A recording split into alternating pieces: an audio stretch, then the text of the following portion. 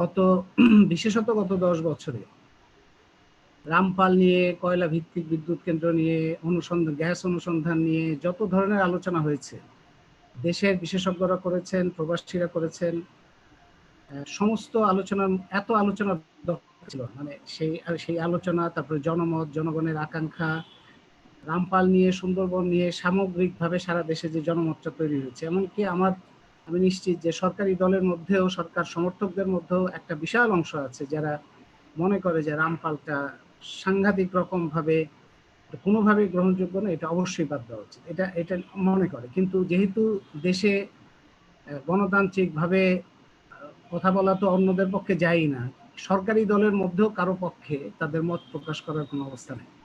সেই কারণে সেটা ভয়ে হোক কিংবা তাদের রাজনৈতিক অবস্থানের কারণে হোক, তাদের মধ্যে থেকে আমরা সেটা প্রাইভেটলি শুনি, কিন্তু পাবলিকলি তাদের ভয়েসটা আমরা পাই না। কিন্তু সাধারণভাবে এত জনমত থাকা সত্ত্বেও, এত বিশেষজ্ঞ মত থাকা সত্ত্বেও এটা যে বাতিল হয় না কিংবা রিভাইজড হয় না, সেটার কারণটা হচ্ছে যে আপনি যদি সিদ্ধান্ত নিয়ে থাকেন কিংবা অন্য কোনো স্বার্থের ব্যাপার থাকে কিংবা কোনো অব্লিগেশনের ব্যাপার থাকে, তাহলে তো যুক্তি তথ্য দিয়ে বোঝানো যায় না। মানে মুনাফা কিংবা স্বার্থ দ্বারা পরিচালিত হলো তখন তো কাণ্ডজ্ঞানও লোপ পায়, কাণ্ডজ্ঞান লোপ পায়, তাদের সমস্ত বুদ্ধি বিবেচনা সমস্ত কিছু লোপ পায়। তো প্রথমে শরীফ জামিল যেটা বলেছেন, প্রাথমিক যে বক্তব্য, তারপরে নজরুল যে বিস্তৃত আলোচনা করেছেন, তার মধ্যে এই আমাদের সামগ্রিক পরিস্থিতিটা এসছে। আমি পুনরাবৃত্তি করতে চাই না, সংক্ষেপে যে কয়টা কথা বলতে চাই যে এটা যদি এরকম হতো যে সরকার এই কথাটা বলতে পারবে না কখনো। অনেকে বলেন আমাদের যে সুন্দরবন আন্দোলন এতদিন ধরে আন্দোলন হচ্ছে, আপনারা তো ব্যর্থ। কিন্তু আমি বলতে চাই এটা আমাদের কোনো ব্যর্থতা না। আমাদের সাফল্য হচ্ছে যে সামগ্রিকভাবে একটা জনমত তৈরি হয়েছে, দেশ বিদেশে বিষয়টা নিয়ে আলোড়ন তৈরি হয়েছে এবং সকলেই এই বিষয়টি উপলব্ধি করছেন। ব্যর্থতাটা হচ্ছে সরকারের, যে এরকম একটি সরকার, এটা আন্তর্জাতিকভাবে এবং বাংলাদেশের সকল নাগরিকের কাছে এটা পরিষ্কার হয়েছে যে এরকম একটা সরকার, যে সরকার সারা বিশ্বে একটা প্রাকৃতিকভাবে এরকম একটা সুন্দরবনের মতো এরকম একটা একটা সম্পদ আমাদের, এরকম একটা বিশাল অস্তিত্বের অংশ আমাদের, এবং এরকম একটা মহাপ্রাণ যেটা পুরো দেশকে রক্ষা করে, সেটা রক্ষা করার কোনো ইচ্ছা, কোনো আগ্রহ কিংবা কোনো ধরনের উদ্যোগ সরকারের মধ্যে নাই। এই সরকার অক্ষম একটা প্রাকৃতিকভাবে আমাদের যে সুরক্ষা, আমাদের যে শক্তি, সেই শক্তিটাকে রক্ষা করার তার কোনো আগ্রহ কিংবা কিংবা তার তার সেই ইচ্ছা নাই। বরঞ্চ সেটা ধ্বংস করার জন্য যে ধরনের আয়োজন, সেটা করতে সরকারের কোনো দ্বিধা নাই। এই যে সরকারের অবস্থানটা তৈরি হচ্ছে, সরকার সম্পর্কে এই যে চিত্রটা তৈরি হচ্ছে, এইটা সরকারের একটা সামগ্রিক ব্যর্থতাকে প্রতিফলন করে। এখন যে নীতি দ্বারা পরিচালিত হচ্ছে, পিএসএমপি সম্পর্কে নজরুল বলেছেন, পিএসএমপি 2010, তারপরে রিভাইজ হলো 2016, 2018, এবং যেটা নজরুল আক্ষেপ করেছেন, এই আক্ষেপটা কি করে, মানে একটা নাগরিক হিসেবে তো একটা সামগ্রিক লজ্জার বিষয় যে 50 বছরে পূর্তি হতে যাচ্ছে, তখন সেখানে অনেক বেলুন উড়ানো হবে, অনেক আতশবাজি হবে, অনেক রকম জিন্দাবাদ ইত্যাদি হবে। কিন্তু এরকম একটা সময়ে বাংলাদেশে এরকম একটা পরিস্থিতি যে বাংলাদেশে এমন কোনো জ্বালানি বিশেষজ্ঞ নাই, যারা বাংলাদেশের জ্বালানি ও বিদ্যুৎ নীতি প্রণয়ন করতে পারে।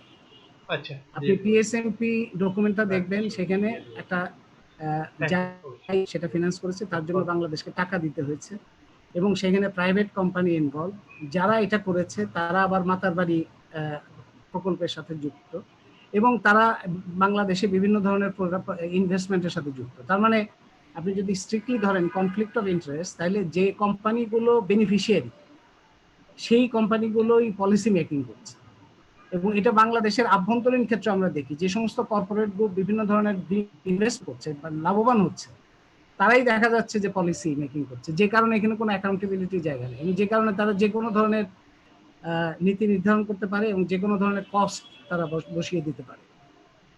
এবং এটা আপনি পরে যদি তালিকাটা দেখেন, একজন বাংলাদেশি নাই সেখানে, একজন বাংলাদেশি পুরো তালিকা, এখানে যে তালিকা আছে যে কারা এটা প্রণয়ন করেছে, একজন বাংলাদেশি নাই। এবং সেখানে পরিষ্কারভাবে বোঝাই যায় যে সেখানে কয়লা ভিত্তিক বিদ্যুৎ কেন্দ্র, পারমাণবিক বিদ্যুৎ কেন্দ্র এবং এলএনজি আমদানি করা, এটাই হচ্ছে ফোকাস।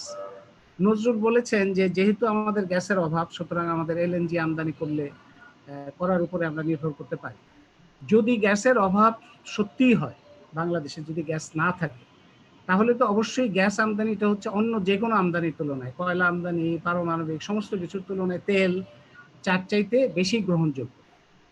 কিন্তু আমার পয়েন্টটা হচ্ছে, এটা বদরুল ইমাম আরো পরিষ্কার করতে পারবেন, যে আমার পয়েন্টটা হচ্ছে যে গ্যাস যে অভাব আমাদের, এই সিদ্ধান্তে আমরা কি করে আসতে পারি? আমাদের ভোলায় গ্যাস অনুসন্ধান যেটা হয়েছে, গ্যাসের যে প্রাপ্তি, সেই প্রাপ্তিটা আমরা দেখতে পাচ্ছি যে একটা উল্লেখযোগ্য প্রাপ্তি আছে। আমাদের সমুদ্র সীমা নিশ্চিত হওয়ার পরে আমরা এটা নিশ্চিত যে মায়ানমারের দিকে যে পরিমাণ গ্যাস পাওয়া যাচ্ছে, যে স্থাপনা এবং যে জিওলজিক্যাল কন্ডিশন, তাতে আমাদের দেশে, আমাদের অঞ্চলে গ্যাস অনুসন্ধান যে হবে, মানে গ্যাস যে পাওয়া যাবে, এটা আন্তর্জাতিক এবং বাংলাদেশের বিশেষজ্ঞ তারা মোটামুটি নিশ্চিত। সরকার যেটা করছে যে খুবই পরিকল্পিতভাবে যে ফাইলগুলো মুভ করলে গ্যাস অনুসন্ধান হবে, সেসমিক সার্ভে হবে, গ্যাস অনুসন্ধানের কাজটা অগ্রসর হবে, সেই ফাইলগুলো মুভ করছে না। এবং মুভ না করার কারণে গ্যাসের সংকটের অজুহাতে এই যে কাজগুলো করা হচ্ছে, একটা হচ্ছে এলএনজি আমদানি, আর একটা হচ্ছে কয়লা ভিত্তিক বিদ্যুৎ এবং পারমাণবিক বিদ্যুৎ, সবকিছু।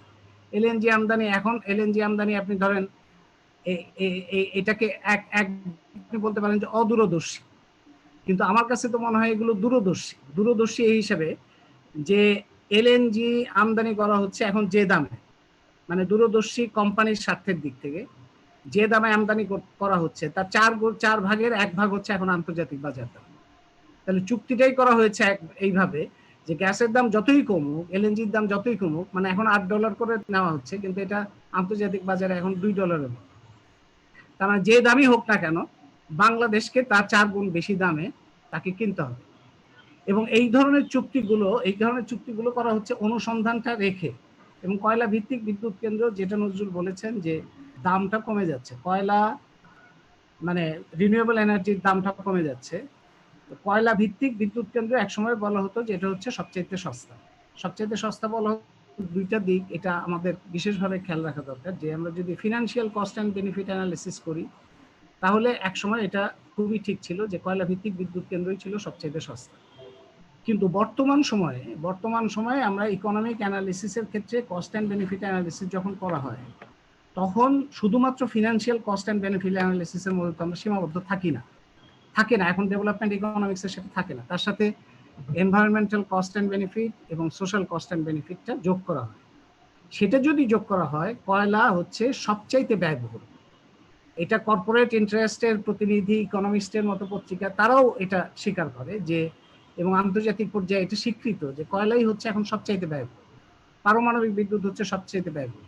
আপনাদের ফুলবাড়ি আন্দোলনের কথা মনে আছে, খনি বিরোধী আন্দোলন হয়, এবং তারপরে আমরা যখন এই যে সেই সময় বাপা যা একটা এনার্জি পলিসি দিয়েছিল, যেটা আমি মনে করি যে সেই সময় খুব উল্লেখযোগ্য কাজ হয়েছিল এটা, সেই এনার্জি পলিসি, এবং আমাদের দিক থেকেও আমরা তখন চিন্তা করেছি যে উন্মুক্ত কয়লা খনি যেহেতু একটা সর্বনাশ হবে, তাহলে কয়লা অনুসন্ধান উত্তোলনে পরিবেশ বান্ধব কি পথ বের করা যায়, সেইটা আমরা তখন অনুসন্ধান করেছি।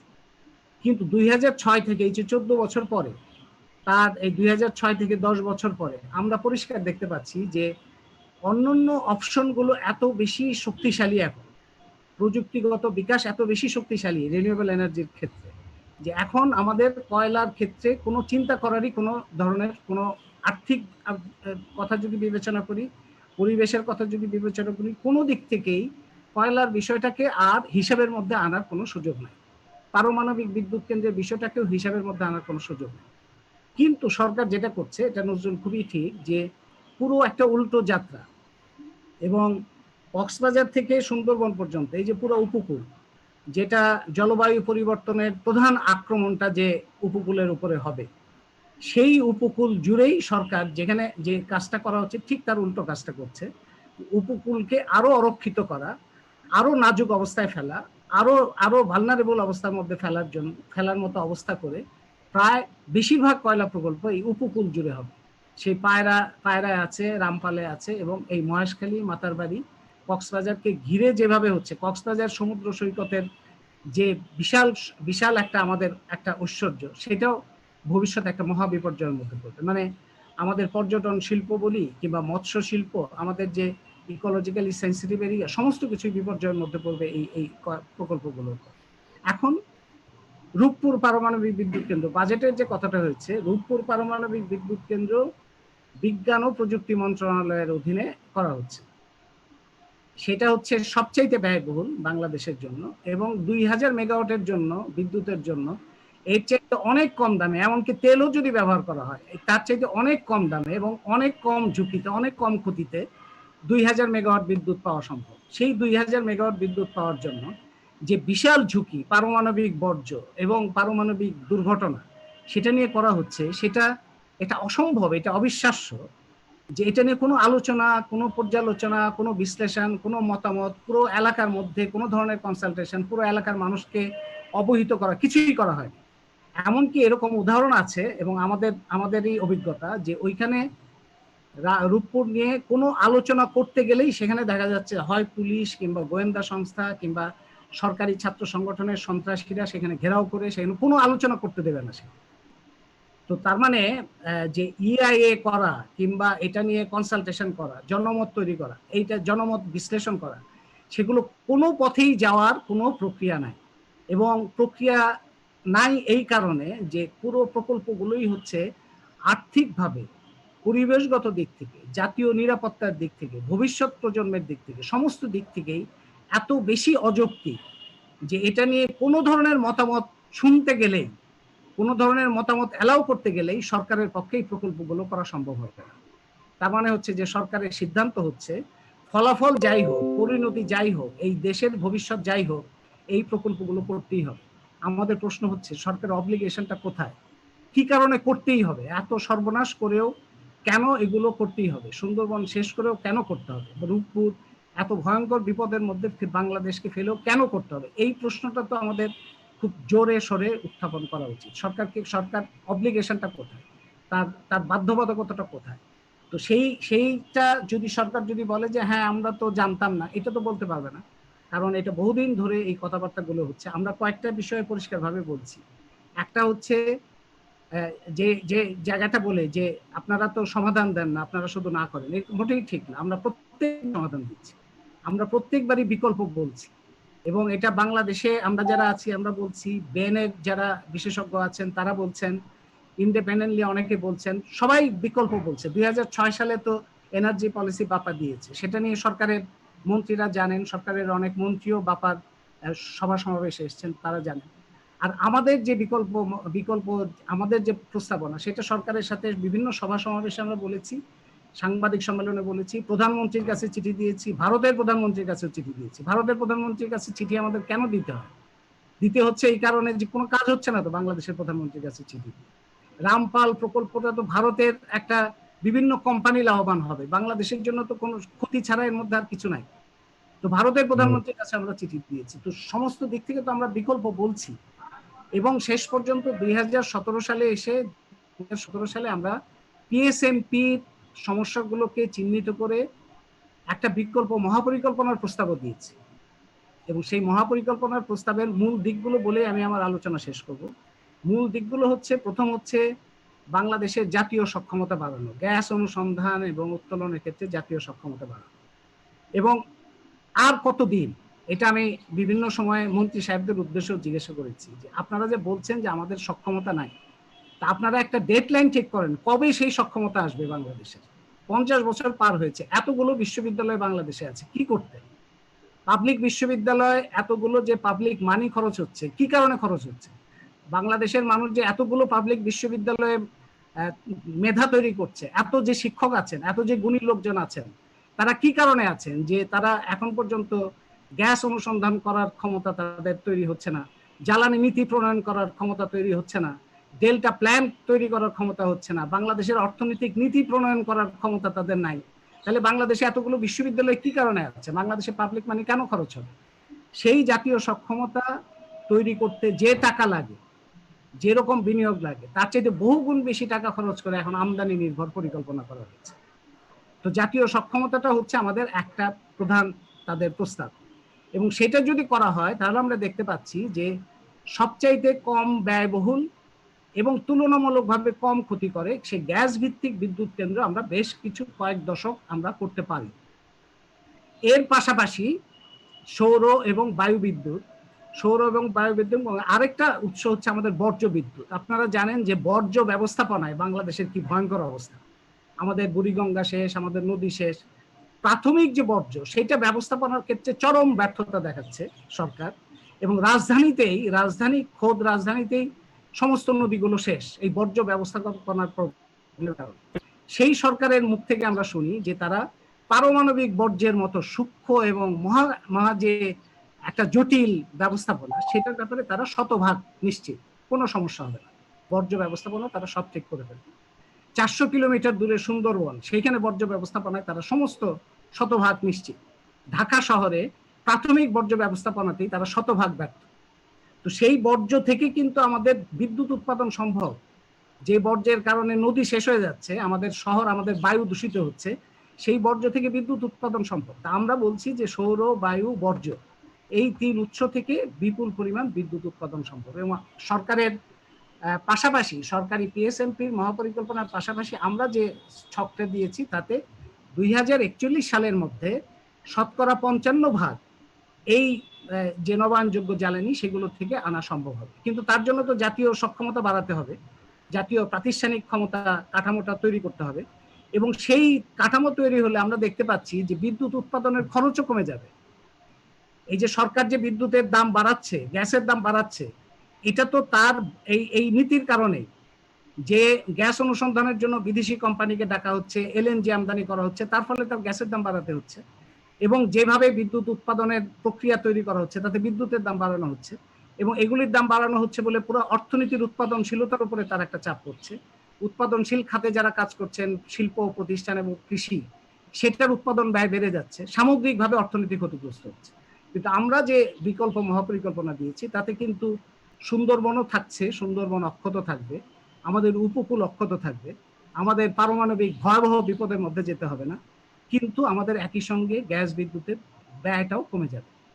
তার মানে হচ্ছে আর্থিকভাবে বাজেটের উপরে যে চাপ, সেই চাপটা অনেক পরিমাণে কমবে। আপনারা চিন্তা করেন, রূপপুরের জন্য এই করোনা কালে রূপপুরের জন্য বাজেট বরাদ্দ করা হয়েছে 16,000 কোটি টাকা। এই 16,000 কোটি টাকা আপনারা চিন্তা করেন যদি স্বাস্থ্য খাতে বরাদ্দ করা হতো, স্বাস্থ্য খাতে যে ভয়ঙ্কর রকম পরিস্থিতি, নৈরাজ্য, সেই নৈরাজ্যের থেকে আমরা কত দূর অগ্রসর হতে পারতাম। তো সেই জন্য আমরা যে দাবিটা এখন সামনে এনেছি সেটা বলেই শেষ করি, যে আমাদের মূল দাবিটা হচ্ছে, যদি বাংলাদেশের মানুষকে রক্ষা করতে হয়, বাংলাদেশের মানুষ সুস্থ শিক্ষিত জাতি হিসেবে আমাদের দাঁড়াতে হয়, মুক্তিযুদ্ধের পরে 50 বছরে এই একটা সামান্য আকাঙ্ক্ষা নিয়ে যদি আমরা দাঁড়াই যে আমরা সুস্থ শিক্ষিত জাতি হিসেবে দাঁড়াতে চাই, তাহলে যে সমস্ত প্রকল্প আমাদের স্বাস্থ্য ঝুঁকি তৈরি করে, যে সমস্ত প্রকল্প আমাদের জীবনকে বিপন্ন করে, যে সমস্ত প্রকল্প আমাদের প্রাণ প্রকৃতি বিনাশ করে, সেই সমস্ত প্রকল্প অবিলম্বে বন্ধ করাটাই তো আমাদের দাবি হবে। সেই ক্ষেত্রে রামপাল, রূপপুর, মাতারবাড়ি, বাঁশখালী, পায়রা, এগুলো তো আমরা কোনোভাবেই গ্রহণযোগ্য মনে করতে পারি না। এগুলো বন্ধ করতে হবে, এবং সেই বরাদ্দ, সেই টাকাটা আমাদের জাতীয় সক্ষমতা বিকাশে এবং আমাদের যে স্বাস্থ্য সেবা, সেই সেবার পেছনে আমরা খরচ করতে পারি। তাহলে আমরা একটা দীর্ঘমেয়াদে টেকসই উন্নয়নের দিকে যেতে পারি, যেদিকে বিশ্ব যাচ্ছে। আমরা কোনোভাবেই পশ্চাৎমুখী, মানে ভূতের পা তো পেছন দিকে থাকে, আমরা সেইভাবে তো আমরা চলতে পারি না। আমরা তো পিছন দিকে, যত দূরে যাবে ভূতের পা পেছন দিকে থাকার ফলে যেটা হয়, সে যত দ্রুত অগ্রসর হয় তত সে পেছনে যায়।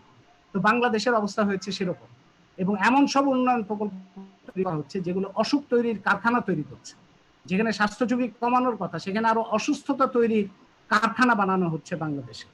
সেইখান থেকে সরে আসা ছাড়া তো আমাদের কোনোভাবে আমরা এটাকে গ্রহণযোগ্য মনে করতে পারি না। সুতরাং স্বাস্থ্য ঝুঁকি সম্পন্ন সকল প্রকল্প বাদ দিয়ে স্বাস্থ্য সেবা সমস্ত নিরাপত্তা বাড়ানো, এবং বিদ্যুতের ক্ষেত্রে টেকসই বিদ্যুৎ উৎপাদনের জন্য সম্মুখমুখী, ফরওয়ার্ড লুকিং যে অ্যাপ্রোচ, ভবিষ্যতের যে প্রযুক্তি, ভবিষ্যতের যে পদ্ধতি, ভবিষ্যৎমুখী যে চিন্তা, সেই চিন্তাটাই আমরা সরকারের সামনে আনতে চাই। এবং এই কাজে বাংলাদেশের মধ্যে যারা বিশেষজ্ঞ আছেন, প্রবাসে যারা বিশেষজ্ঞ আছেন, তাদেরকে যদি যুক্ত করা হয়, বাংলাদেশে জ্ঞানের কোনো সমস্যা হবে না, বাংলাদেশের সক্ষমতার কোনো সমস্যা হবে না, বাংলাদেশের প্রাতিষ্ঠানিক যে দক্ষতা সেটারও কোনো সমস্যা হবে না।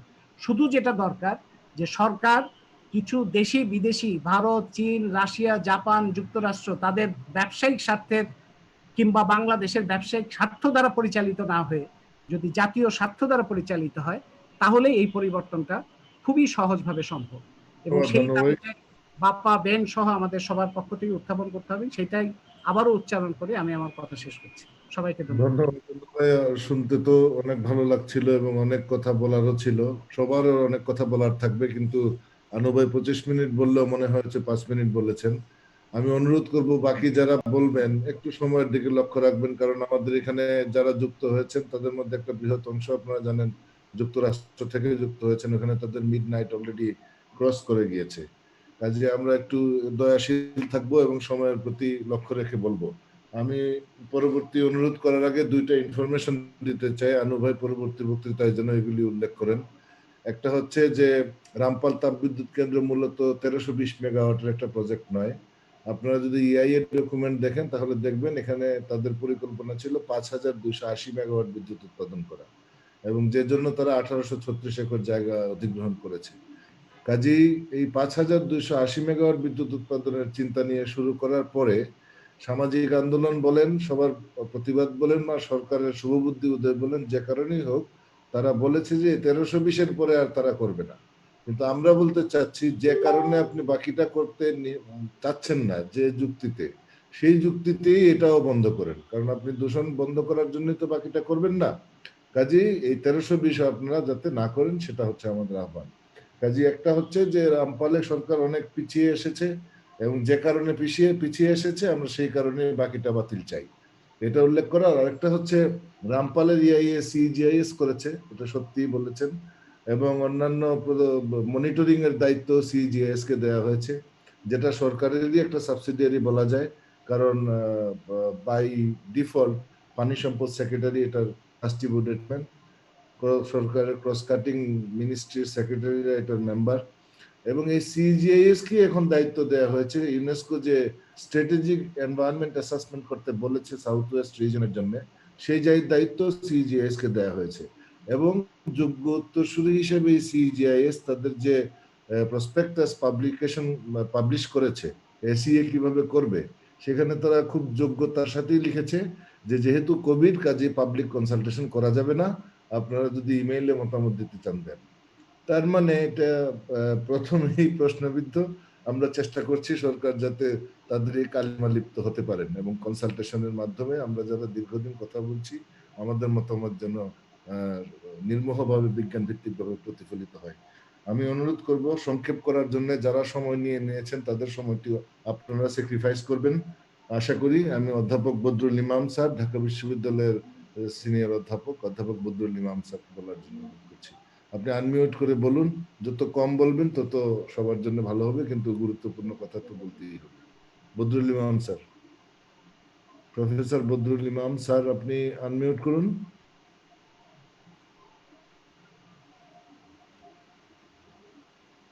বদরুল ইমাম স্যার,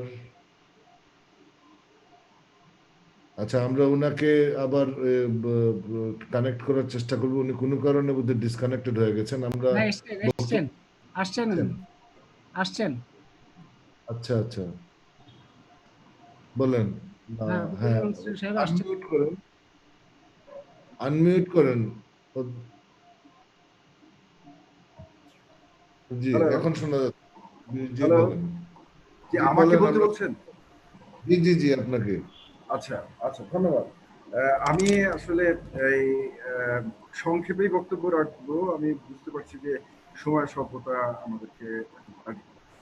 আমার বক্তব্যটা যেভাবে রাখবো বলে আমি ভেবেছিলাম, আমি ঠিক সেটা করব না, এই কারণে যে এই পূর্ববর্তী বক্তাগণ যে বক্তব্যগুলো দিলেন তার মধ্যে অনেকটাই এটা কাভার করে গেছে আমার বক্তব্য, যে বিষয়টাকে আমি বলতে চেয়েছিলাম। তার বদলে বরং একাধিক বক্তা যে প্রসঙ্গটা উত্থাপন করেছিলেন, মানে গ্যাস এক্সপ্লোরেশনের ব্যাপারটা এবং বাংলাদেশের গ্যাস প্রাপ্তি সম্ভাবনা, এগুলোর ব্যাপারটা নিয়ে একটু কোশ্চেন করেছেন এবং আমাকে রেফার করেছেন বলে আমি ওই প্রসঙ্গটা নিয়ে কিছুটা কথা বলবো।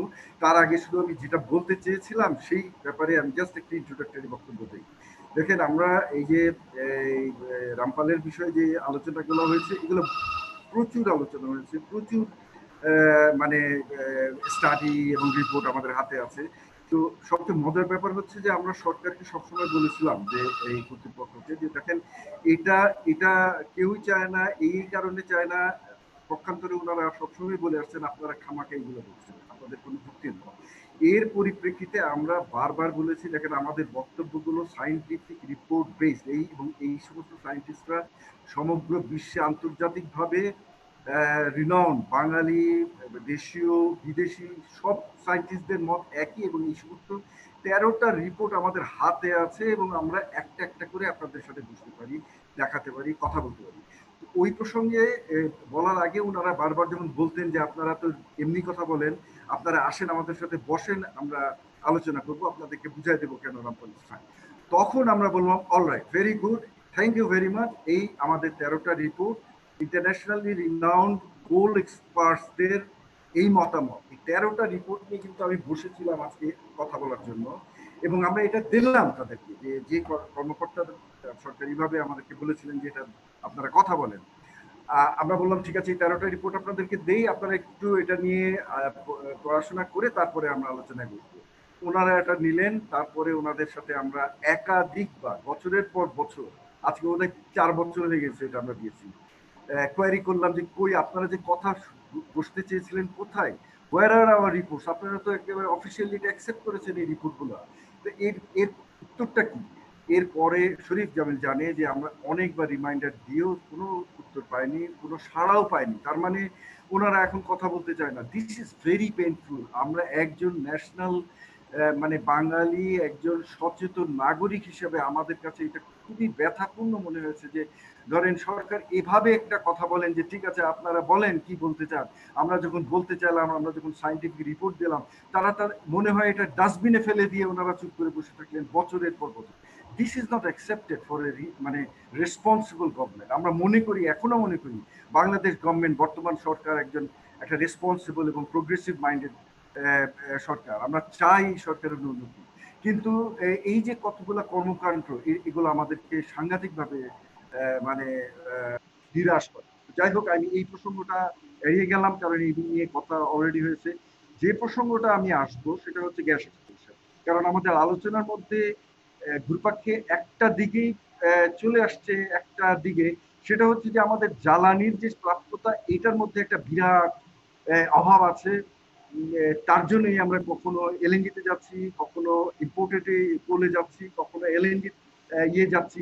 তো এগুলার পিছনে কিন্তু একটা প্রশ্নই থেকে যায়, তাহলে কি আমাদের নিজস্ব জ্বালানি, যেটা নাকি অনেক ছিল, আমরা তো 40 বছর ধরে কেবলমাত্র গ্যাসের উপরে ভর করে পুরা দেশের অর্থনীতিকে চালিয়েছি, হঠাৎ করে এই গ্যাসটা শেষ হয়ে গেল।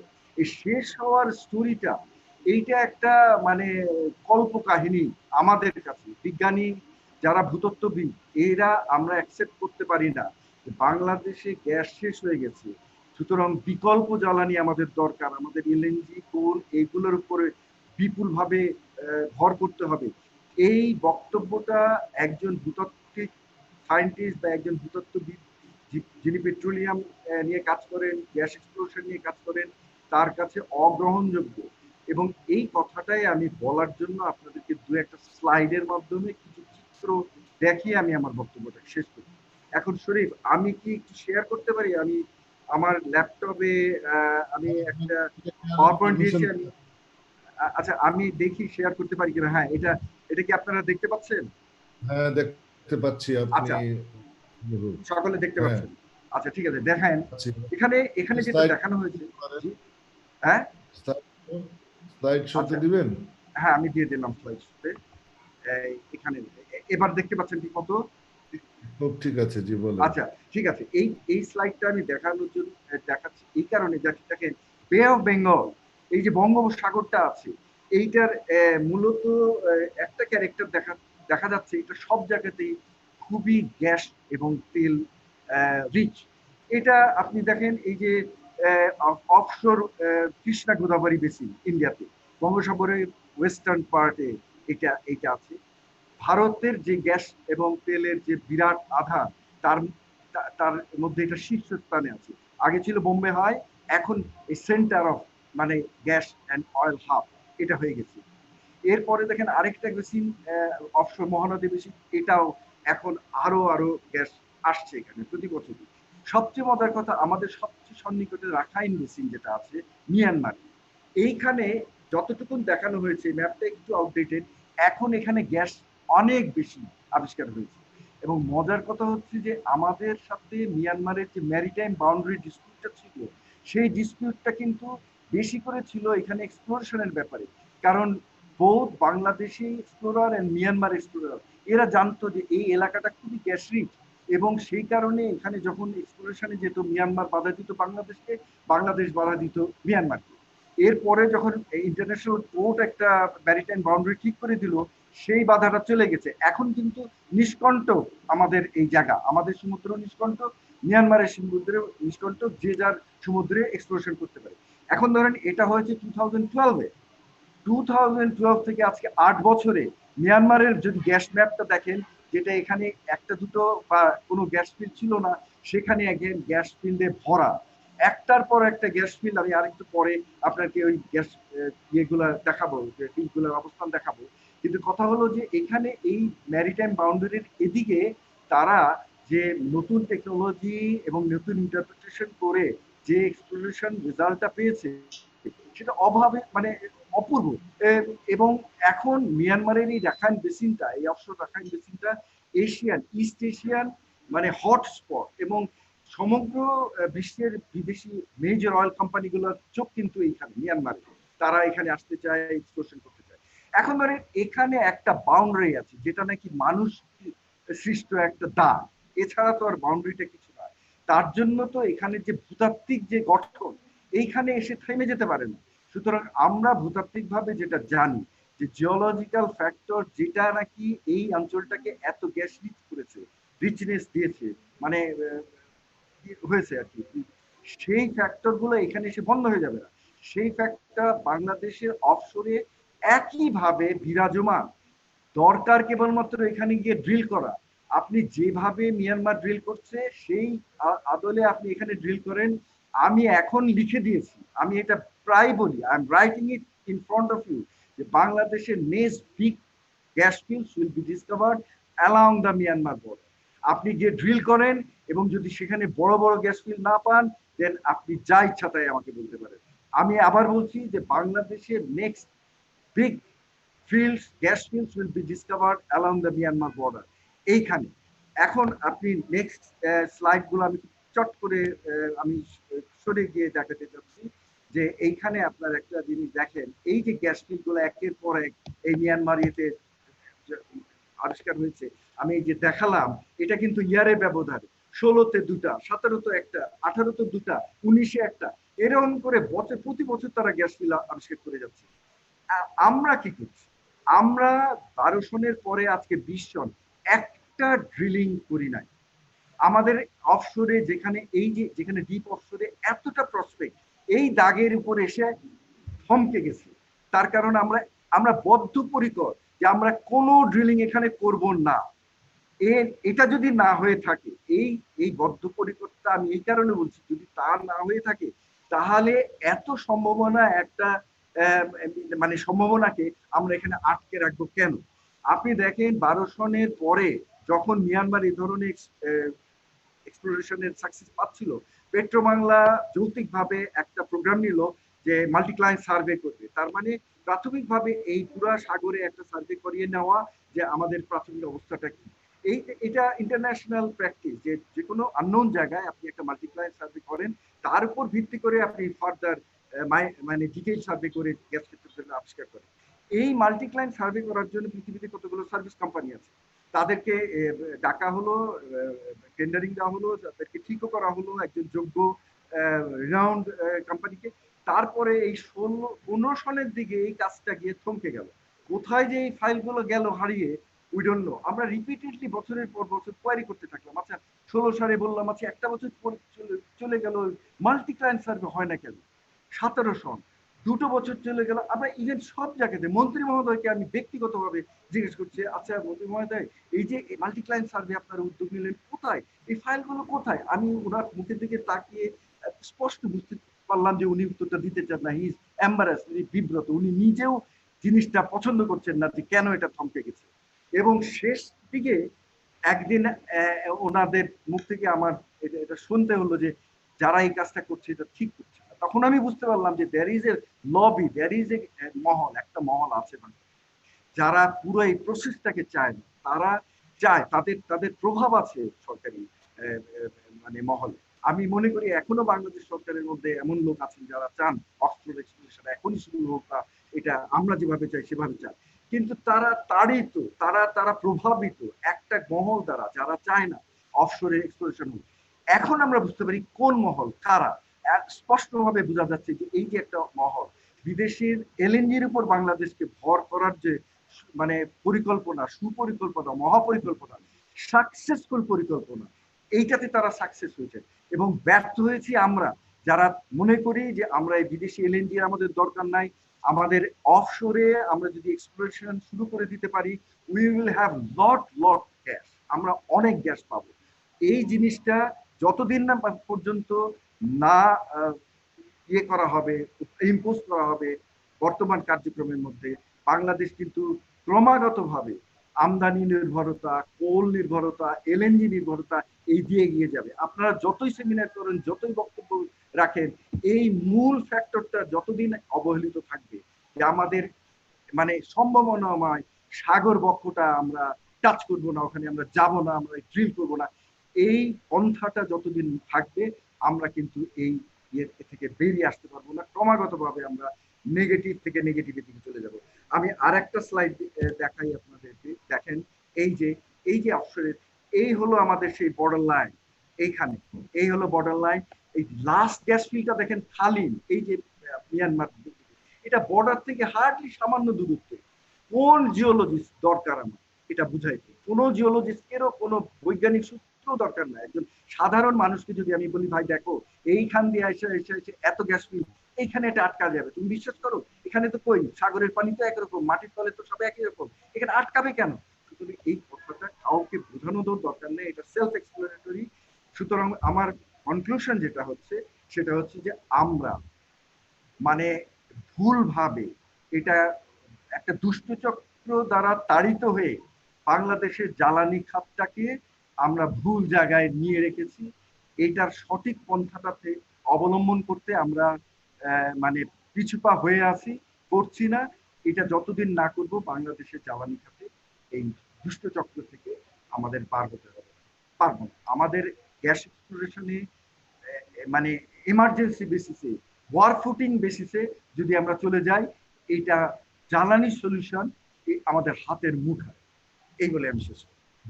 ধন্যবাদ স্যার, অনেক গুরুত্বপূর্ণ বক্তব্য দেওয়ার জন্য।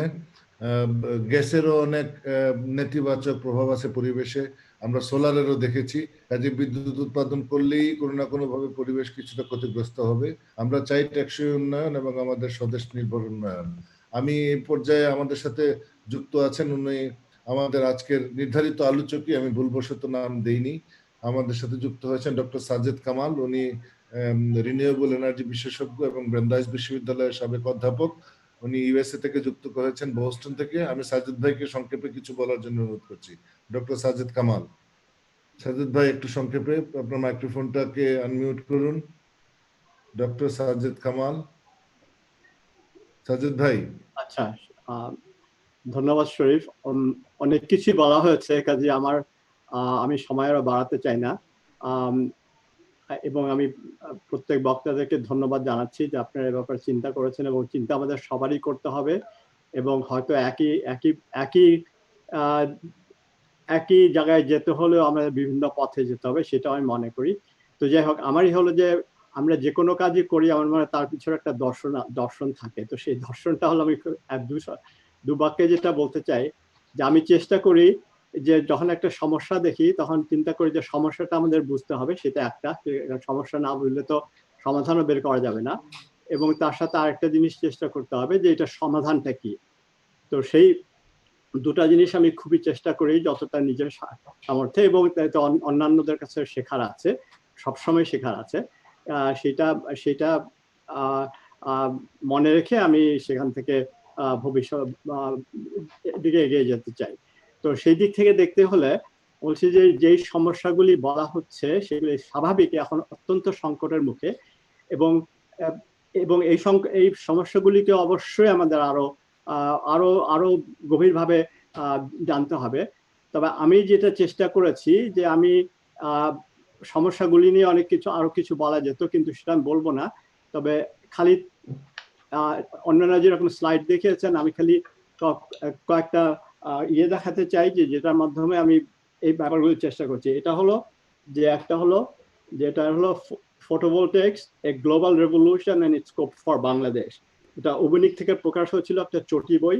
এটা 1989 সালে, 1989। হ্যাঁ, এখানে আমি সোলারের কথা বলেছিলাম, একমাত্র খালি সোলার কথা বলিনি, বলছি রিনিউয়েবল কথাই, কিন্তু সোলারের উপরে গুরুত্ব দিয়ে বলছিলাম সোলারে যেটা বিশেষ করে stand alone, grid connected, utility scale এবং হাইব্রিড, এই তিনটা বিষয় আমি এই চারটা দিকে দেখিয়ে আমি এটা নিয়ে আলোচনা করেছিলাম। এবং এটা আমি তখনও লিখেছিলাম, প্রায় 30 বছর হয়ে গেছে দেখলাম, কিন্তু আমি আজকেও সেটা লিখতে হতো, একটু হয়তো ডেটা ওইদিকে দেওয়া যেত, সেটা একটা। আচ্ছা, তারপরে পরেরটা হলো যে দ্য আনট্যাপড এনার্জি মাইন্ড। এটা হলো যে revolutionary scope of renewable energy to fight climate change, revitalise the economy and gain energy independence for Bangladesh.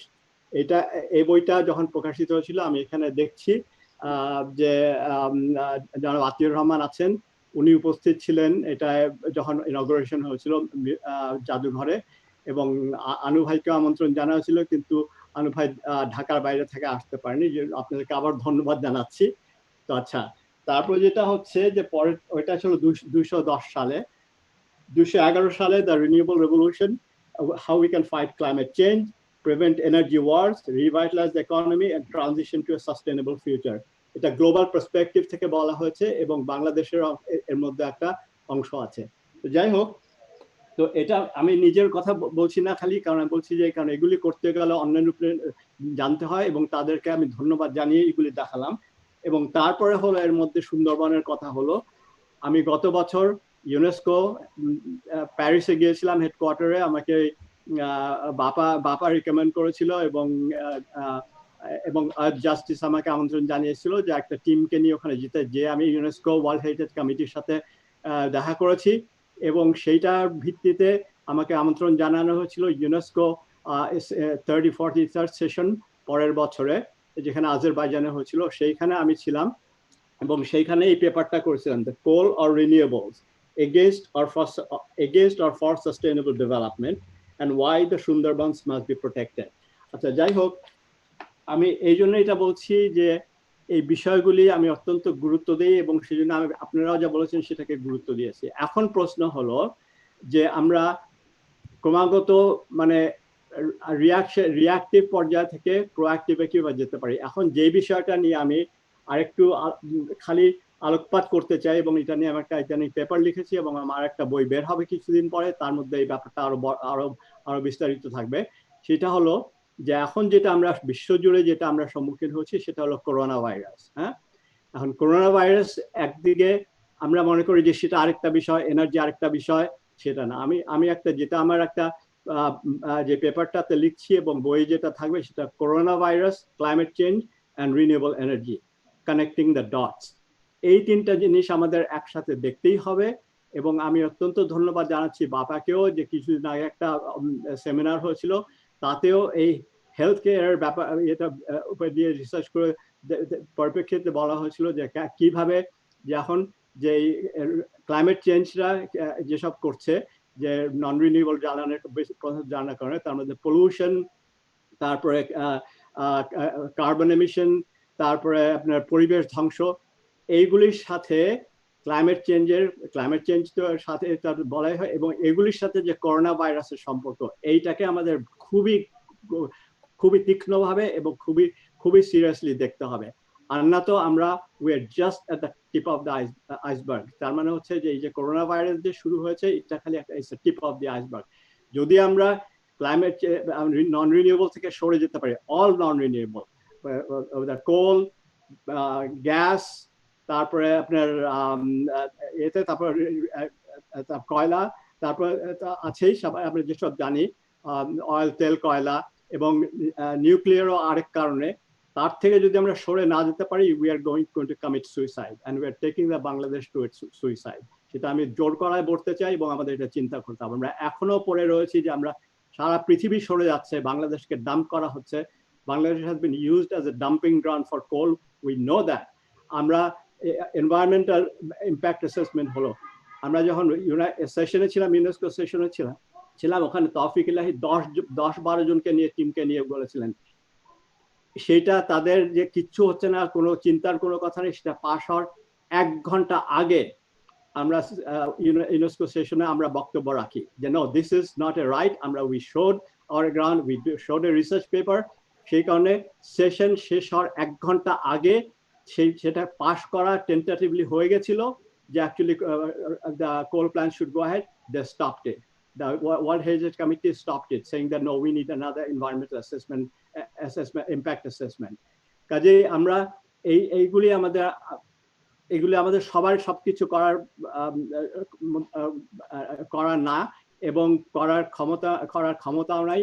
আমি অনেক কিছু করতে পারি না, কিন্তু আমাদের যেটা করতে হচ্ছে যে এই বিষয়টাকে আমি খুব জোর করে বলতে চাই যে আমাদের চিন্তা করতে হবে যে ক্লাইমেট চেঞ্জ কেন হচ্ছে এবং ক্লাইমেট চেঞ্জের কারণটা কি, এবং কোথায় ক্লাইমেট চেঞ্জ হচ্ছে, এবং যেসব ক্লাইমেট চেঞ্জের যেসব উৎস সেইগুলি থেকে আমাদের সরে আসতে হবে। এখনো যদি আমরা পড়ে থাকি যে কয়লা, গ্যাস, তারপর নিউক্লিয়ার আর তেল, তাহলে ইটস আ সুইসাইডাল।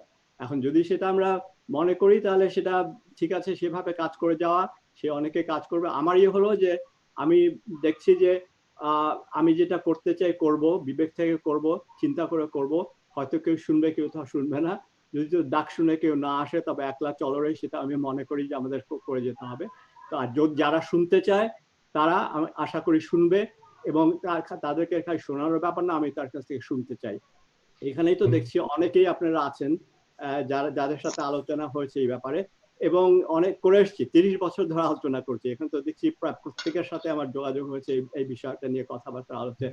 বা বাংলাদেশে যখন যাই অনবরত একটার পর একটা সেমিনার, এতে প্রায় অনেকেই আছেন আপনারা যারা এর মধ্যে ছিলেন। আমেরিকাতে হয়, কিন্তু যেটা হচ্ছে যে আমরা এখন আবার নতুন করে সেটাকে চিন্তা করছি। অনেকজনের সেটাই নতুন। আমি এখানেও দেখছি অনেকে আছেন যারা একসময় আমি যেটা বলতাম না সোলার যথেষ্ট না, আমাদের কোলে যেতে হবে, তারা দেখছি যখন না আমাদের ওর থেকে সরে যেতে। এটা আমি অত্যন্ত অনুপ্রেরণা লাভ করি, তাতে দোষ দেওয়ার না। একসময় আমি হয়তো অন্যভাবে চিন্তা করতাম। তো যে আর আমি বক্তব্য বড় করব না, কিন্তু আমি যেটা খুবই অনুরোধ করব যে এই যে তিনটা জিনিস, তার সাথে আরেকটা 4টা জিনিস, যে corona virus, climate change and renewable energy, connecting those dots। আর সেইটা দেখতে হলে তখন দেখানো হলো যে আচ্ছা সেটা তো বুঝলাম, সমাধানটা কি, এবং সেই সমাধানটার জন্য আমরা অনেক রিসার্চ করছি। সারা পৃথিবী এখন তার থেকে সরে আসছে।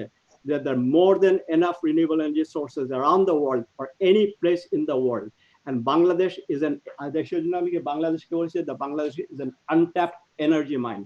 Practically it has not been tapped. এটা তো কয়েকটা ইয়েতে দেখা হলো যে মাত্র 0.7%, 1%, 5% ইয়েতে করা হচ্ছে।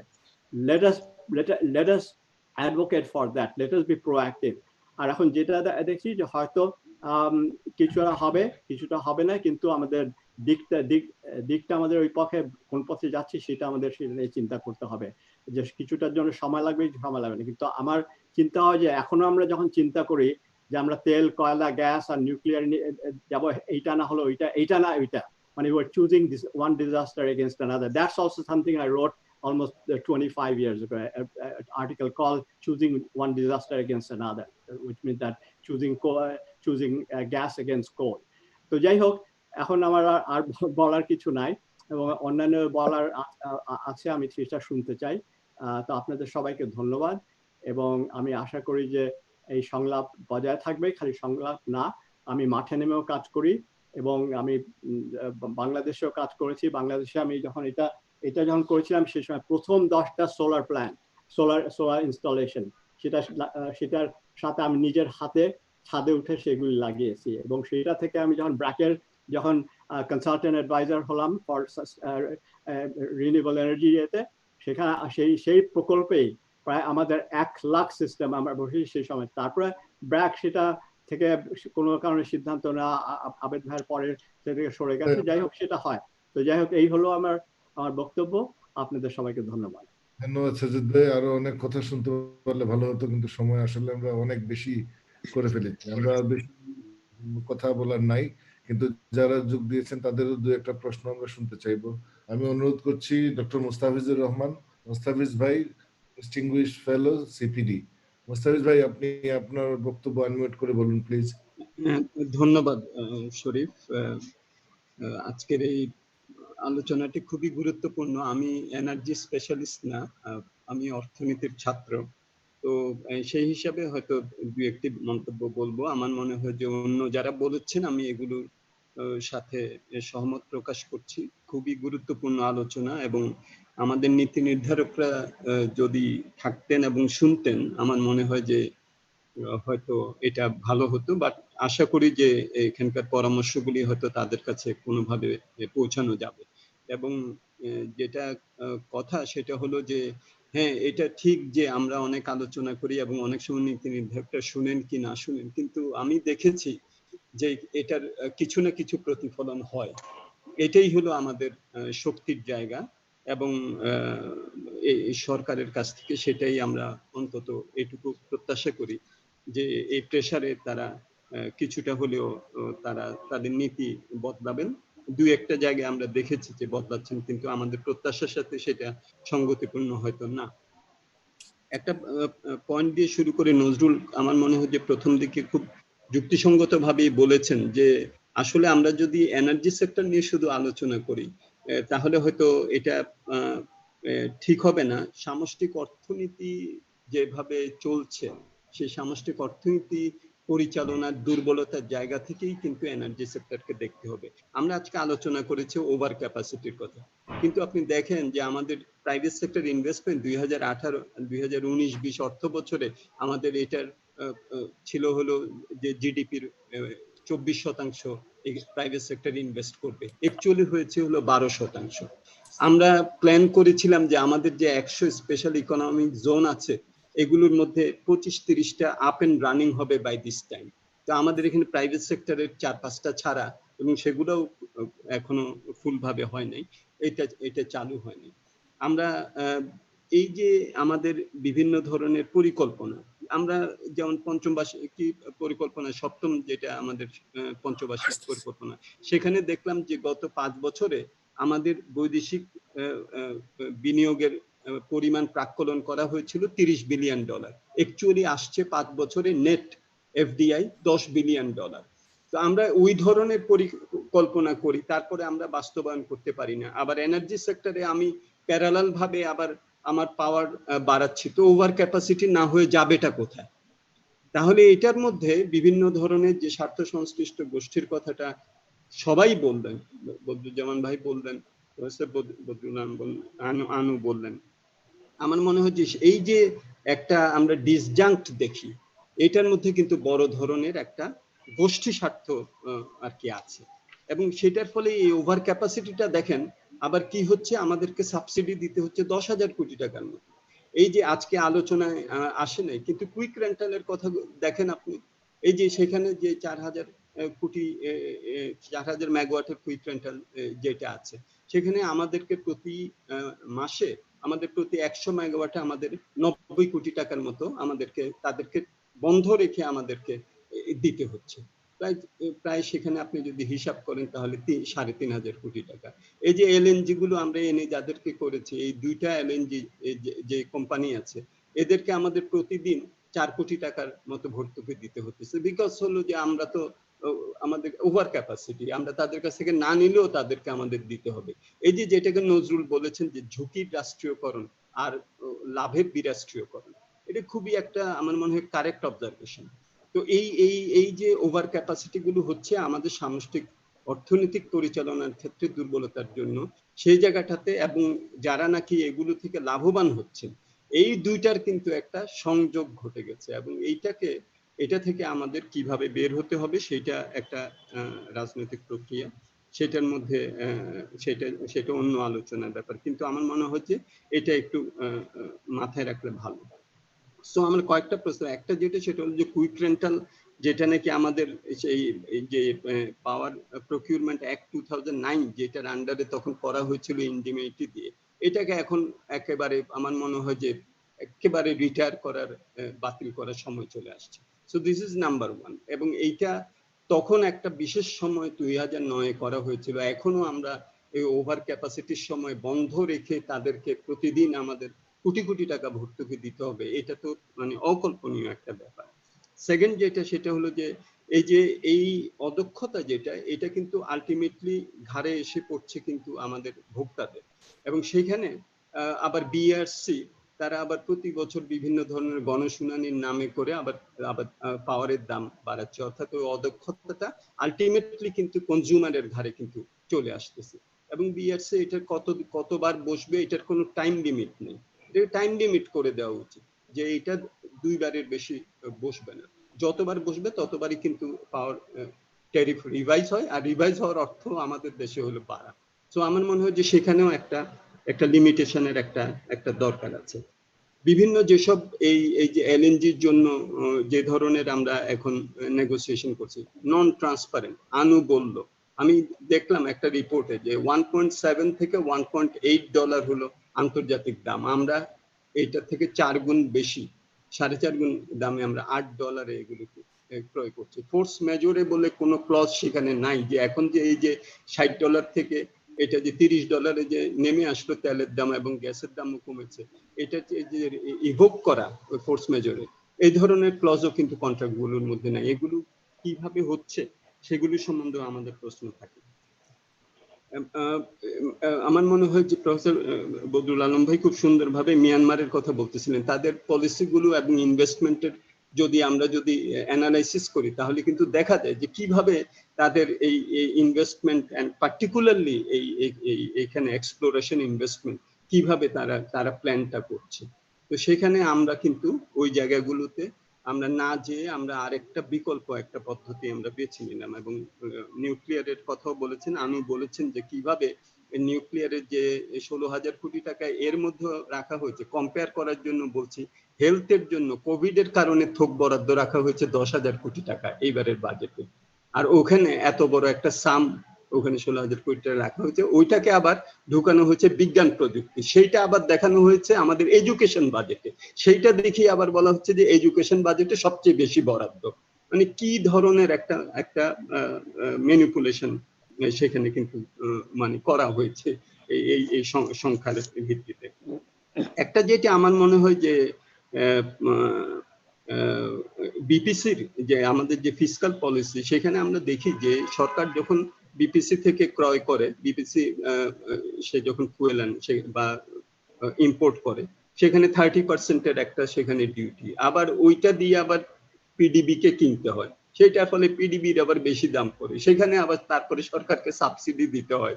মানে এখানে left hand side, right hand side, right hand side, left hand side, এগুলোর মধ্যে একটা সমন্বয় করা দরকার। হ্যাঁ, সো সেটা হলো আরেকটা প্রস্তাব।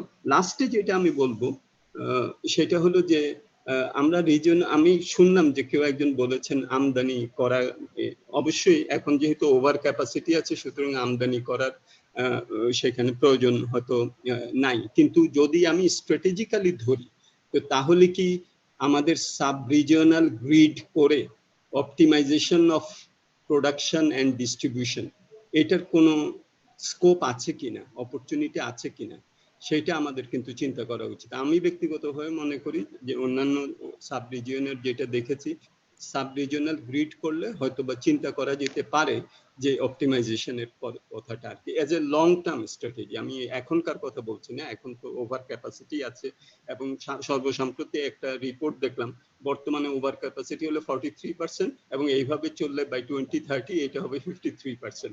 সো ওই সময়ের কথা বলছি না, বাট লং টার্ম স্ট্র্যাটেজি হিসাবে আমাদেরকে কি সাব রিজিওনাল ভাবেও এটা চিন্তা করার সুযোগ আছে কিনা, এই প্রশ্নটা রেখে আমি আমার বক্তব্য শেষ করছি। ধন্যবাদ। ধন্যবাদ মুস্তাফিজ ভাই। আমি খুব দ্রুত যাব, আমি 2টা এডিশন দিচ্ছি আপনার বক্তব্যের সাথে, সেটা নিশ্চয়ই আপনি জানেন গার্মেন্ট সেক্টরে $4 বিলিয়ন উপর অর্ডার বাতিল হয়ে গিয়েছে অলরেডি কোভিড এর কারণে।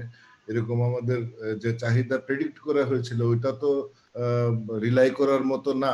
তারপরেও এখন যে ডাটা আসতেছে এবং কোভিড এর কারণে যে পরিবর্তন আসতেছে, কাজে আমাদের এই পাওয়ার সেক্টরের যে ডিমান্ড প্রজেক্ট করা হচ্ছে এটা রিভিউ করা খুব জরুরি। আর আরেকটা হচ্ছে এলএনজির কথা আপনি বলেছেন, আমাদের দেশে আরো উইয়ার্ড জিনিস ঘটেছে, সেটা হচ্ছে এলএনজি বটলিং প্লান্টের ইআইএ যাতে ম্যান্ডেটরি না লাগে সেই জন্য সরকার একটা বিধিসম্মত ভাবে নয় বলা চলে মন্ত্রণালয় থেকে একটা প্রজ্ঞাপন করে রেড ক্যাটাগরি ইন্ডাস্ট্রি থেকে ওটাকে গ্রিন ক্যাটাগরি ইন্ডাস্ট্রি বানিয়ে দেওয়া হয়েছে, যাতে তাদের আর এলএনজি বটলিং প্ল্যান করতে ইআই এর প্রয়োজনই না পড়ে। কাজে আমরা যা প্রত্যাশা করছি সেই জায়গায় না আসলেও অন্তত যদি মাঝামাঝি জায়গায় সরকার থাকতো তাহলে দেশের আমরা যে আশঙ্কা করছি সেই দিকে হয়তো অতটা যেত না।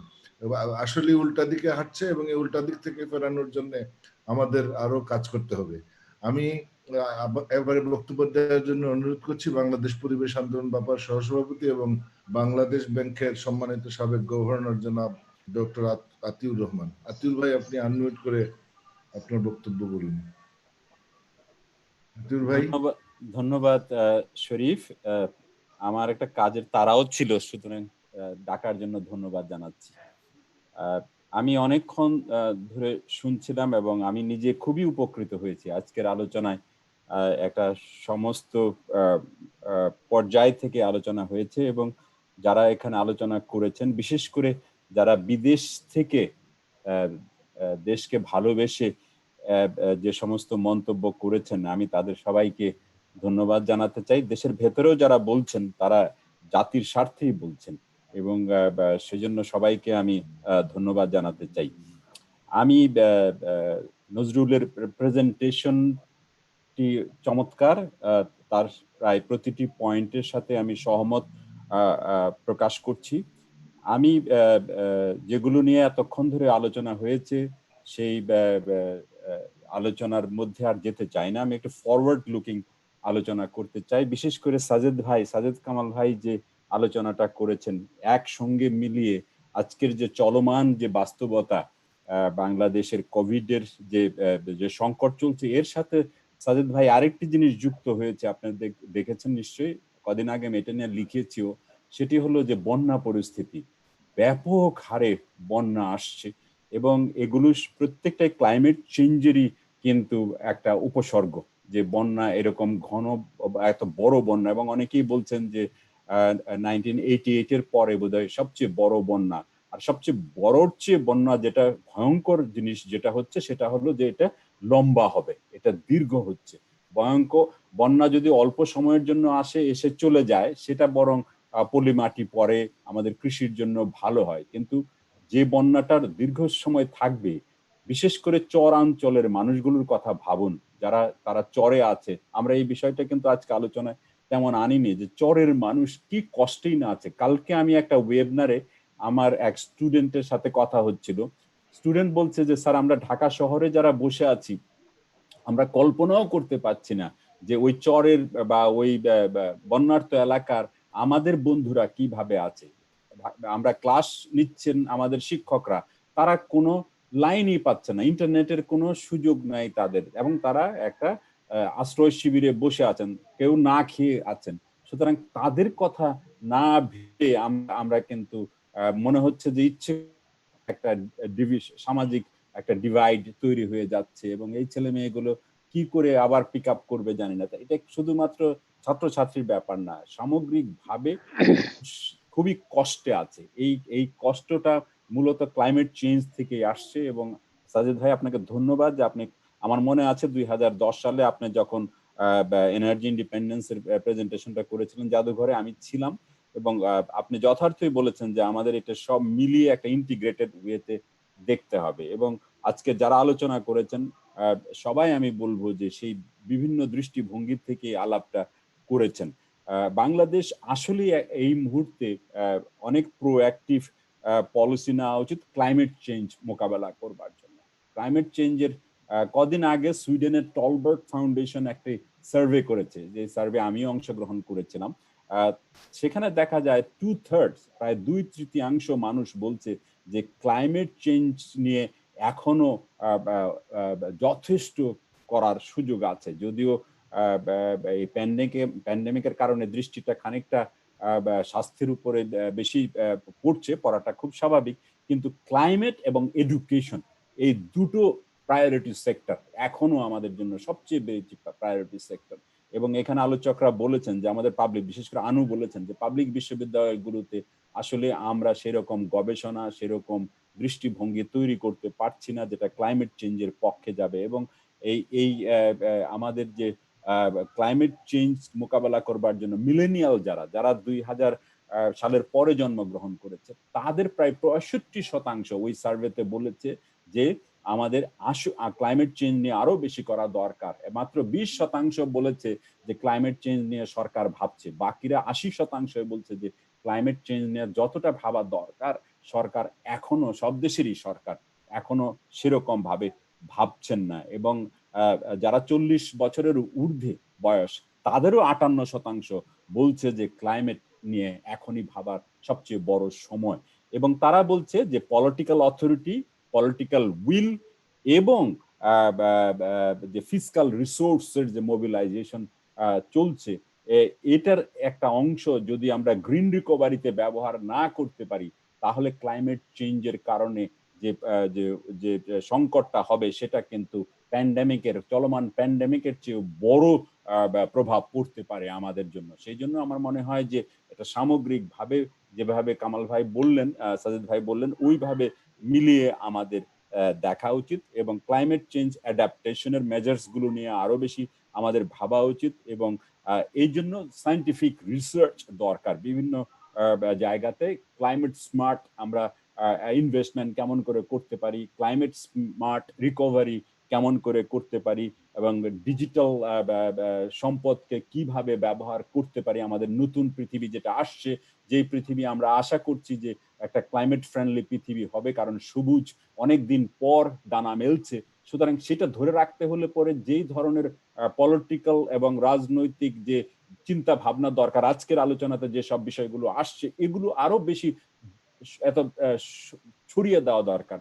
শরীফ, এই ভাবনাগুলোকে আরো সহজ ভাষায় ছড়িয়ে দেওয়া দরকার। এই কারণে, তা না হলে 2008-9 সালের যে গ্লোবাল ফাইন্যান্সিয়াল ক্রাইসিস এসেছিল, সেই গ্লোবাল ফাইন্যান্সিয়াল ক্রাইসিস আসবার পর আবার যখন আমরা ফিরে এসেছিলাম নতুন করে, তখন কিন্তু সবাই ওই গ্রিন ফাইন্যান্সিং এর কথা ভুলে গিয়ে আবার ওই কয়লার জন্যই কিন্তু ঝাঁপিয়ে পড়েছে।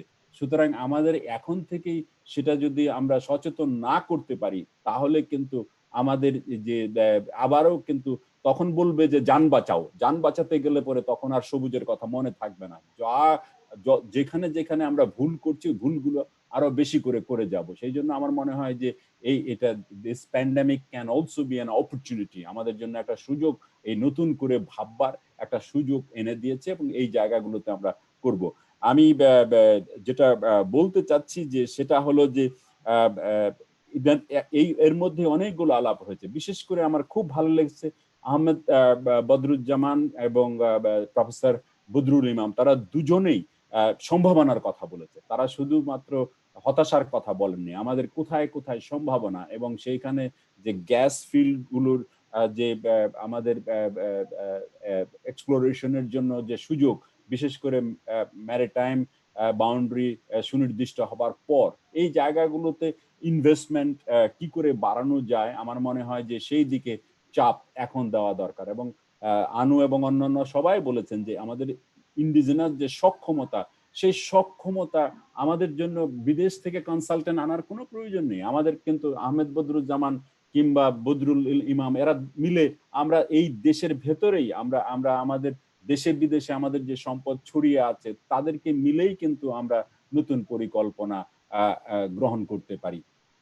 আমার ধারণা যে এর জন্য আমাদের যে প্রয়োজন সেটা হলো যে লো কস্ট যে এনার্জি, এবং নজরুল চমৎকার ভাবে দেখিয়েছে যে আজকের যে রিনিউয়েবলস তার পার ক্যাপিটা কস্ট আমাদের কনভেনশনাল এনার্জির চেয়ে অনেক কমে গেছে। কিন্তু আমরা যে জায়গাটাতে এখনো কাজ করে উঠতে পারিনি, যেমন আমি একটা উদাহরণ দিই, সোলার এনার্জির জন্য আমরা সবচেয়ে সাজিদ ভাই জানেন আমরা আলাপ করেছিলাম যে নেট মিটারিং বিষয়টা নিয়ে আমরা আলাপ করেছিলাম। নেট মিটারিং যখন থাকবে তখন একজন ব্যক্তি কিংবা একটা কোম্পানি সে যে রিনিউয়েবলটা তৈরি করবে সেটা সে ন্যাশনাল গ্রিডে দিতে পারবে এবং ন্যাশনাল গ্রিড থেকে সে আবার কিনতে পারবে। এই দুইয়ের মধ্যে যদি একটা ইনসেনটিভ স্ট্রাকচার আমরা তৈরি না করতে পারি তাহলে কিন্তু এটা প্রাইভেট সেক্টর বা individual sector will not be interested. আমরা ইটকল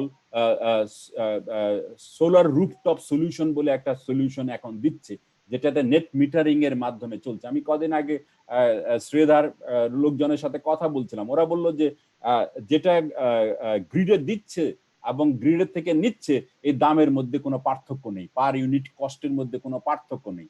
তাহলে মানুষ কেন এটার মধ্যে ইন্টারেস্টেড বেশি হবে? আমি যদি আমার ছাদের উপরে আমি যদি একটা প্যানেল দাঁড় করাই, এখান থেকে যদি 1 ইউনিট আমি এনার্জি তৈরি করতে পারি, সেই 1 ইউনিট এনার্জি যদি আমি ন্যাশনাল গ্রিডে দিতে চাই, তা আমার কাছ থেকে যদি ধরুন 10 টাকা দাম নেয় আমার কাছ, আমি তার গভর্নমেন্ট কাছ থেকে আমি 10 টাকা নিলাম গ্রিড থেকে, আর আমি যখন গভর্নমেন্টের গ্রিড থেকে, ন্যাশনাল গ্রিড থেকে আমি যখন কিনবো, তখন যদি আমাকে বলা হয় যে আপনি 6 টাকা বা 7 টাকায় কিনতে পারবেন, তাহলে আমি 3 থেকে 4 টাকা পার ইউনিট যদি আমি সাবসিডি পাই, যে সাবসিডিটা আজকাল দেওয়া হচ্ছে যারা কোল বেসড এবং অন্যান্যদেরকে, কিন্তু আমি জনগণ হিসেবে, নাগরিক হিসেবে যদি এই 25 to 30% যদি আমি সাবসিডি পাই, আমি তো দেখি যে ঢাকা শহরের পুরো পুরো ঢাকা শহর একটা সোলার রুফ বেসড ঢাকা শহর হয়ে যাবে এবং এটা গ্রামে গঞ্জে সর্বত্র হয়ে যাবে ওই সামান্য যদি ফিসকাল ইনসেন্টিভটা ওর মধ্যে দেয়। আজকাল তো ফিসকাল ইনসেন্টিভ কত ভাবেই না শিল্পায়নকে বিভিন্ন জনকে দেওয়া হচ্ছে, কিন্তু আমরা ইন্ডিভিজুয়াল নাগরিককে এই এটা দিতে পারবো না কেন? আমরা যে সোলার রুফ টপ যে সলিউশন, যে যে নেট মিটারিং এর মাধ্যমে যেটা তৈরি হচ্ছে, সেটার মধ্যে কেন দিতে পারবো না? এটা যদি দিতে পারি তাহলে একটা ব্যক্তি এবং অনেক কোম্পানি তার নিজের স্বার্থেই এটা করবে, এটা it will be like a wild fire, এবং এই জায়গাটাতে আমার মনে হয় যে কাজ করবার যথেষ্ট প্রয়োজন আছে। আরেকটি বিষয় আমরা আলাপ করিনি, এটা মনে হয় আজকে, যে আমরা এনার্জি প্রোডাকশন, এনার্জি ব্যবহার এগুলো নিয়ে অনেক আলাপ করেছি, কিন্তু আরেকটা জায়গায় আমি কাজ করেছি বলে আমি বলতে পারি, সেটি হলো যে এনার্জি আমাদের এফিসিয়েন্সি, অর্থাৎ যে আমরা যে এনার্জি কনজাম্পশনের সময় আমরা এফিসিয়েন্সি, যেমন পানির ব্যবহার কিংবা আপনার বিভিন্ন কোম্পানিতে যে আমরা লাইট ব্যবহার করছি, এগুলোর মধ্যে একটা এফিসিয়েন্ট যেটা, সেই প্রক্রিয়াতে কতটা কাজ করছে। আজকে জানেন আপনারা আরএমজি, আমাদের যে ঢাকা শহরে যেই পরিমাণ পানি ব্যবহার করে আমরা সাধারণ মানুষ, আরএমজি আমাদের পাশে আরএমজি তার দ্বিগুণ পানি ব্যবহার করে, এবং আমাদের যে রিচার্জ, যে আন্ডারগ্রাউন্ড রিচার্জ আমাদের সাভার এবং এই এলাকাতে আন্ডারগ্রাউন্ড রিচার্জ কোথায় চলে গেছে, এবং underground recharge is a nature's infrastructure, you all know that. যেমন আমাদের সুন্দরবন যেমন আমাদের নেচারের ইনফ্রাস্ট্রাকচার, আমাদের রিচার্জ কিন্তু ইনফ্রাস্ট্রাকচার, সেখান থেকে পানি তুলে আমরা উপরে ব্যবহার করছি, এবং সেটা আবার একটা পলিউটিং আবর্জনা আবার পাশের নদীতে ফেলে দিচ্ছি। সুতরাং এই প্রক্রিয়াতে আমরা আরো এফিশিয়েন্টলি আমরা এনার্জি ব্যবহার করতে পারি না। আমরা যে স্টিম তৈরি করছি ইন্ডাস্ট্রিতে, সেই স্টিমটাকে ধরে আবার রিইউজ করতে পারছি কিনা, এই জায়গাগুলো নিয়েও আমার মনে হয় যে এনার্জি যে এফিসিয়েন্সির ওই লেভেলটাতে আলাপ করা উচিত। আমি বাংলাদেশ ব্যাংকে আমরা চেষ্টা করেছিলাম যে আমাদের পানি ব্যবহার, আমাদের বিদ্যুৎ ব্যবহার, এগুলো সেন্সর ব্যবহার, এগুলো করে যাতে একটা এফিশিয়েন্ট এনার্জি, এবং আমরা ছাদের উপরে সবচেয়ে বড় প্যানেলও দাঁড় করিয়েছি, এবং যার কারণে সন্ধ্যাবেলা বাংলাদেশ ব্যাংকের যত এনার্জি যেটা খরচ হচ্ছে পুরোটাই সোলারের উপরে ব্যবহার হচ্ছে। এমনকি গভর্নরের অফিস এবং আশেপাশের সম্পূর্ণটা আপনার এখনো সোলার এনার্জি দিয়ে ব্যবহার হচ্ছে। তো প্রত্যেকটা অফিস যদি এরকম কনজারভেশন অফ দ্য এনার্জি নিয়ে চিন্তা করে এবং নতুন ক্ষেত্র বেছে নেয়, তাহলে কিন্তু দেখা যাবে যে আমরা এই জায়গাগুলোতে এগিয়ে যাব। আমাদের আরো যেটা দরকার, যে এনার্জি সেভিং এর পাশাপাশি আমাদের যে সম্ভাবনার ক্ষেত্রগুলো আছে সেগুলো খুঁজে বের করা। যেমন এখানে বদরুল ইমাম সাহেব বললেন যে এইখানটায় আমরা সম্ভাবনা একেবারে চোখের সামনে দেখা যাচ্ছে, আমাদের নতুন করে কাজও করতে হবে না। সেই জায়গায় যেতে হলে পরে যেই ধরনের সামাজিক প্রেশার দরকার সেটা এই গ্রুপ নিশ্চয়ই করছে, এবং আমি কিছু পরিবর্তন হচ্ছে। আমাদের মুস্তাফিজ বলেছে যে বলতে বলতে বলতে বলতে কখনো কখনো পরিবর্তন আসে এবং আসছে। কিছু কিছু জায়গাতে যে পরিবর্তন আসছে না তা না, সরকার ভাবছেন, কিন্তু এখনো আমাদের সাফল্য অনেক কম। মাত্র 0.7% আমাদের সোলার এনার্জি আমরা আমরা ব্যবহার করছি, যেখানে ভারত 15% মতো ব্যবহার করে। তারা পরিকল্পনা করছে 2030 সাল নাগাদ ভারত হয়তো 30% তারা সোলার এনার্জি ব্যবহার করবে। সুতরাং আমরা এখনো এত পেছনে বসে আছি। এর জন্য যে বাজেটের কথা নজরুল এনেছে, আমার মনে হয় যে ম্যাক্রো ইকোনমি নিয়ে আলাপ করা উচিত ছিল, কিন্তু আমি আর সময় বেশি পাচ্ছি না। আমি নজরুলের সম্পূর্ণ একমত যে আমাদের ম্যাক্রো ইকোনমিক যে ডিস্টেবিলাইজেশন যদি এই এনার্জির কারণে যদি শুরু হয়ে যায়, সেটা হবে অত্যন্ত দুঃখজনক। আমরা গত প্রায় 1 যুগ ধরে চেষ্টা করেছিলাম একটা ম্যাক্রো ইকোনমিক স্টেবিলিটি আনবার জন্য, বিশেষ করে ফরেন এক্সচেঞ্জ আর্নিংস এর মাধ্যমে রিজার্ভ বাড়িয়ে আমরা কিন্তু একটা ম্যাক্রো ইকোনমিক স্টেবিলিটি এনেছিলাম। এবং বাংলাদেশ ব্যাংক কিন্তু সোলার এনার্জি শুধু নয়, গ্রিন এনার্জির জন্য বেশ কিছু পজিটিভ উদ্যোগ নিয়েছে। এরই মধ্যে $200 মিলিয়ন এবং 200 মিলিয়ন ইউরো একটা green transformation fund Bangladesh bank তৈরি করেছে, যেই ফান্ড থেকে একমাত্র নমিনাল 1-2% হারে তারা যদি কোনো ফ্যাক্টরি যদি গ্রিন করতে চায়, কোনো বাড়ি যদি গ্রিন করতে চায়, তারা কিন্তু সেই সাপোর্টটা পাবে। অনেক প্রাইভেট সেক্টর নিচ্ছে, যেমন প্লামি ফ্যাশন, তারা এই সুযোগটা নিয়েছে এবং তারা একটা গ্লোবাল একটা রেটেড একটা ফ্যাক্টরি হতে পেরেছে। সুতরাং আমি মনে করি যে এই সমস্যার সম্ভাবনাগুলো আলাপ করতে হবে। বেজা নিয়ে কথা হয়েছে, যেটা শুরু করেছিল শরীফ। আমার মনে হয় যে ব্যাকওয়ার্ড লিঙ্কেজ এবং ফরওয়ার্ড লিঙ্কেজ টু বেজা, যে স্পেশাল ইকোনমিক জোন, এগুলো নিয়েও আমাদের কথা বলা উচিত এবং স্পেশাল ইকোনমিক জোনটাকে কিভাবে গ্রিন জোন তৈরি করা যায় সেটা নিয়েও আমার মনে হয় আলাপ করবার সুযোগ আছে। আমরা এত অল্প সময়ে এত আলাপ করে উঠতে পারবো না, কিন্তু মনে রাখতে হবে সময়টা খুবই আমাদের জন্য চ্যালেঞ্জিং। আজকে প্রায় 1/3 অফ দ্য পপুলেশন দারিদ্র্য রেখার নিচে চলে গেছে, তারা অনেকেই অভুক্ত আছে। সুতরাং তাদের কথাও ভাবুন এবং আজকের এই প্যান্ডেমিকের পাশাপাশি বন্যা এবং অন্যান্য যে সংকট চলছে, বিশেষ করে আয় রোজগার হারিয়ে মানুষ কি অসহায় আছে, সেই সব মিলিয়ে আসুন একসঙ্গে কথা বলি এবং হতাশ না হয়ে আগামী দিনের কথা বলি। ধন্যবাদ সবাইকে। ধন্যবাদ আতিউর ভাই, ধন্যবাদ ডক্টর আতিউর রহমান, বাংলাদেশ ব্যাংকের সাবেক গভর্নর এবং বাপুর ভাইস প্রেসিডেন্ট, আপনার মূল্যবান বক্তব্যের জন্য। আমরা অনুষ্ঠানটাকে একটু পরিবর্তন করব যাতে দ্রুত শেষ করতে পারি।